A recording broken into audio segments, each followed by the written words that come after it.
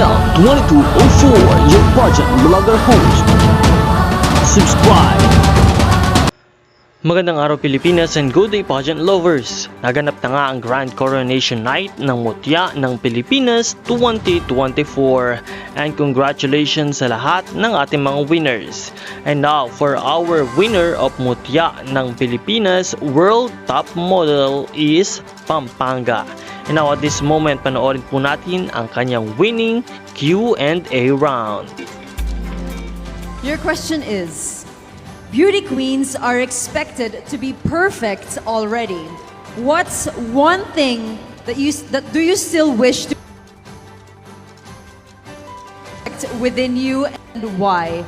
I'll repeat, beauty queens are expected to be perfect already.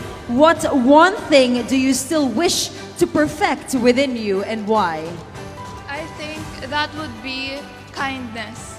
Because I believe that kindness goes along the way, and if we learn how to give nothing but goodness to other people, we could have a perfect community and country to live in. And we must remember that with kindness and goodness, all positivities will grow, where it will not only touches our hearts, but also in a way that touches other people's lives. Thank you.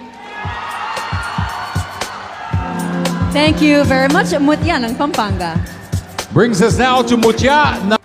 Maraming salamat sa iyong panonood at huwag kalimutan na mag-subscribe para sa mas marami pang mga updates.